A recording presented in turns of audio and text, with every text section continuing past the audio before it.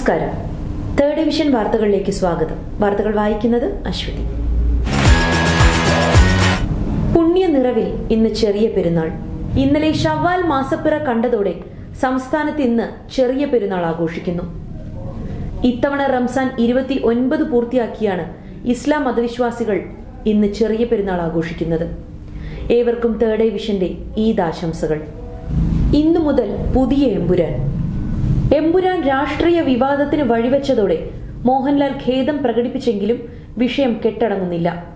മോഹൻലാലിന്റെ സമൂഹ മാധ്യമത്തിലെ കുറിപ്പ് പങ്കുവച്ച് സംവിധായകൻ പൃഥ്വിരാജ് നിലപാട് വ്യക്തമാക്കിയെങ്കിലും ചർച്ചകൾ തിളച്ചു മറിയുകയാണ്.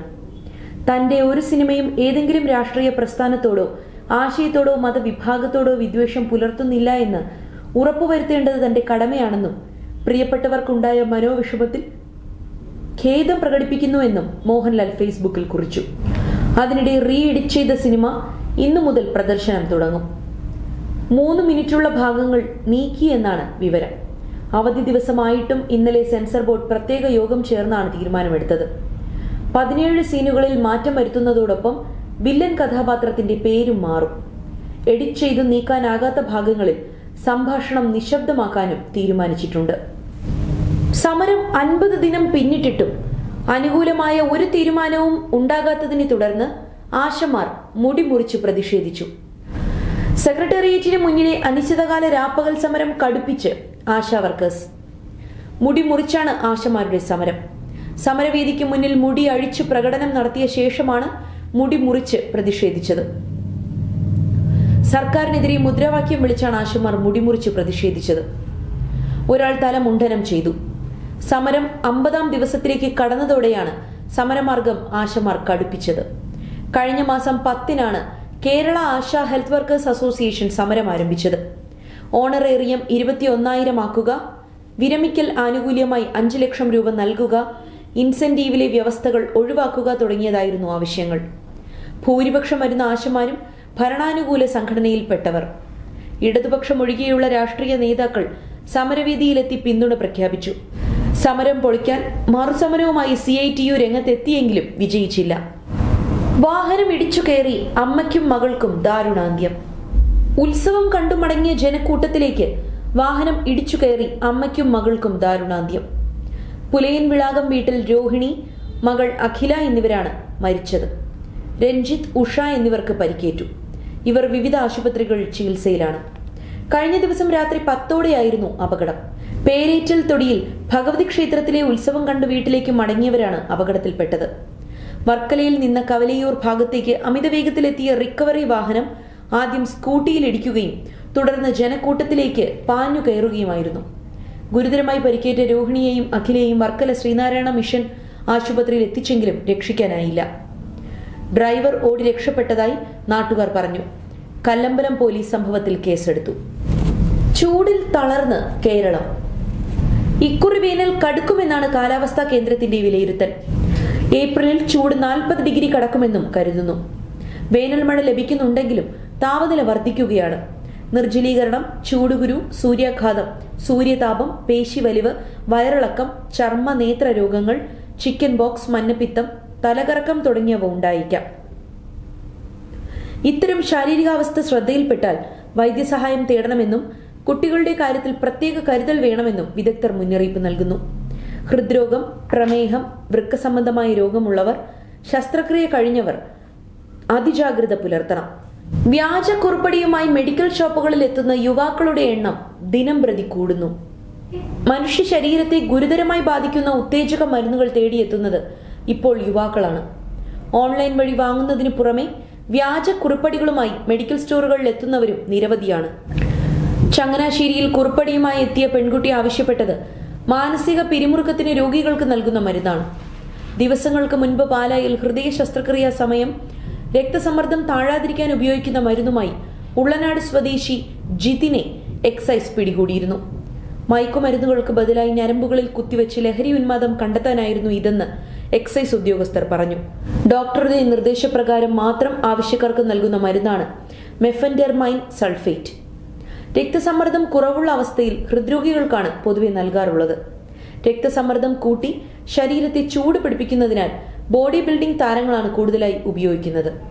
യുവാക്കളിൽ ലഹരിയുടെ ഉപയോഗം ദിനംപ്രതി വർദ്ധിക്കുന്ന ഈ സാഹചര്യത്തിലും വിശ്രമമില്ലാതെ ഉദ്യോഗസ്ഥർ ഇതിനെതിരെ പ്രവർത്തിക്കുന്നുണ്ട്. എന്നിട്ടും എന്തുകൊണ്ടാണ് ലഹരിയുടെ ലഭ്യത കുറയ്ക്കാൻ സാധിക്കാത്തത് എന്ന് ചിന്തിക്കേണ്ടിയിരിക്കുന്നു. വിഷു ഈസ്റ്റർ വിപണനമേള അനിശ്ചിതത്വത്തിൽ. പണമില്ല, ഭക്ഷ്യവസ്തുക്കളുടെ സ്റ്റോക്ക് പരിമിതം. സപ്ലൈകോയുടെ വിഷു ഈസ്റ്റർ വിപണനമേളകൾ നടത്തുന്നതിൽ അനിശ്ചിതത്വം. അരി ഉൾപ്പെടെയുള്ള സാധനങ്ങൾ വിതരണക്കാർ എത്തിച്ചെങ്കിലും വിഷു ഈസ്റ്റർ ഫെയറിന് തികയില്ല. അടിയന്തരമായി 500 കോടി രൂപ ആവശ്യപ്പെട്ട് ഭക്ഷ്യവകുപ്പ് കത്ത് നൽകിയിട്ട് നാളേറെയായി. ഇതിനിടെ വിഷു റംസാൻ ഈസ്റ്റർ ഫെയറിനായി ധനവകുപ്പ് 100 കോടി അനുവദിച്ചു. ഈ ബലത്തിൽ കുടിശ്ശിക ഇനത്തിലുള്ള പണം നൽകാമെന്ന് പറഞ്ഞ് വിതരണക്കാരെ അനുനയിപ്പിച്ചാണ് സാധനങ്ങൾ എത്തിച്ചത്. എന്നാൽ 100 കോടി ഇതുവരെ സപ്ലൈകോയുടെ അക്കൗണ്ടിൽ എത്തിയിട്ടില്ല. പണമില്ലാതെ ഇനി സാധനം എത്തിക്കില്ലെന്ന നിലപാടിലാണ് വിതരണക്കാർ. സ്കൂളുകളിൽ ഇനി സുംബ ഡാൻസ്. സംസ്ഥാനത്തെ സ്കൂളുകളിൽ സുംബ ഡാൻസ് പഠിപ്പിക്കാൻ മുഖ്യമന്ത്രിയുടെ നിർദ്ദേശം. ലഹരി വിരുദ്ധ ബോധവൽക്കരണവുമായി ബന്ധപ്പെട്ട് മുഖ്യമന്ത്രി വിളിച്ചു ചേർത്ത ശില്പശാലയിലാണ് നിർദ്ദേശം. അടുത്ത അധ്യയന വർഷം മുതൽ നടപ്പാക്കുമെന്ന് മന്ത്രി വി ശിവൻകുട്ടി പറഞ്ഞു. അധ്യാപക വിദ്യാർത്ഥി രക്ഷകർത്തൃ ബന്ധം ദൃഢമാകും. കുട്ടികളുടെ പെരുമാറ്റ വ്യതിചലനങ്ങൾ മനസ്സിലാക്കാൻ അധ്യാപകർക്കായി നവീകരിച്ച പരിശീലന പദ്ധതി തയ്യാറാക്കും. മുൻപൊക്കെ തീക്ഷ്ണ ജീവിതാനുഭവങ്ങൾ പാഠാവലിയിൽ ഉൾപ്പെടുത്തിയിരുന്നെങ്കിലും പിന്നീട് അതിൽ ഭംഗം വന്നതായി മുഖ്യമന്ത്രി ചൂണ്ടിക്കാട്ടി. ഇക്കാര്യം SCERT പരിശോധിക്കും. വിദ്യാർത്ഥികൾക്കും അധ്യാപകർക്കും ശാരീരിക മാനസിക ഉണർവിനായുള്ള കായിക വിനോദങ്ങൾ ഏർപ്പെടുത്തും. യോഗയോ വ്യായാമങ്ങളോ സംഘടിപ്പിക്കും. മയക്കുമരുന്ന് ഉപയോഗത്തിൽപ്പെടുന്ന കുട്ടികൾക്കും അക്രമങ്ങൾക്ക് ഇരയായവർക്കും കൗൺസിലിംഗ് ശക്തിപ്പെടുത്തും. വിലയിൽ കുതിച്ച് റബ്ബർ. ദീർഘകാല അളവിന് ശേഷം റബ്ബറിന്റെ ആഭ്യന്തര വില രാജ്യാന്തര വിപണിയിലും മുകളിലെത്തി. RSS 4ാം ഗ്രേഡിന് ബാങ്കോക്ക് വില കിലോയ്ക്ക് 206 രൂപയാണ്. ആഭ്യന്തര വില 207 രൂപയിലാണ്.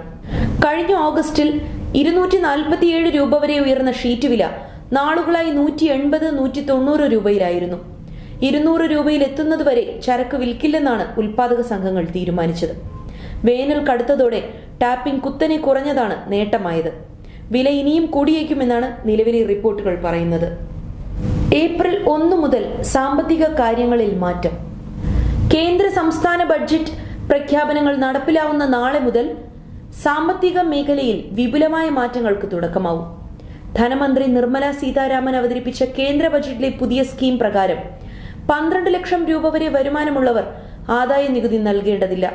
പ്രത്യേക നിരക്കുകൾ നിശ്ചയിച്ചിട്ടുള്ള മേഖലകളിൽ നിന്നുള്ള വരുമാനത്തിന് 12 ലക്ഷം രൂപ പരിധി ബാധകമായിരിക്കില്ല. കേരളത്തിൽ ഭൂനികുതി സ്ലാബുകൾ 50% വർദ്ധിക്കും.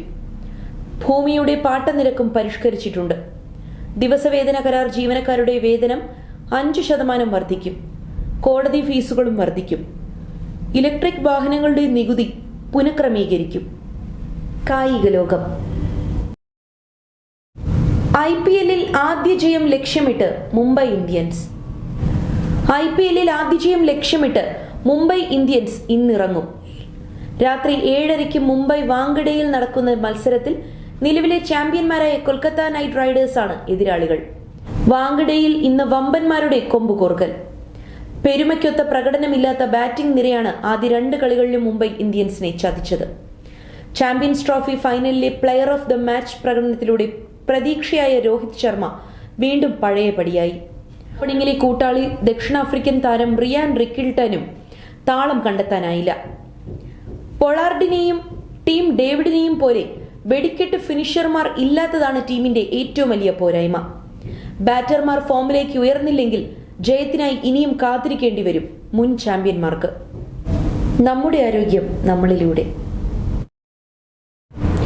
ഉണക്കമുന്തിരി കഴിക്കുന്നത് കൊണ്ട് നിരവധി ഗുണങ്ങളുണ്ട്. ഇതിൽ ധാരാളം വിറ്റാമിനുകളും ആന്റി ഓക്സിഡന്റുകളും അടങ്ങിയിട്ടുണ്ട്.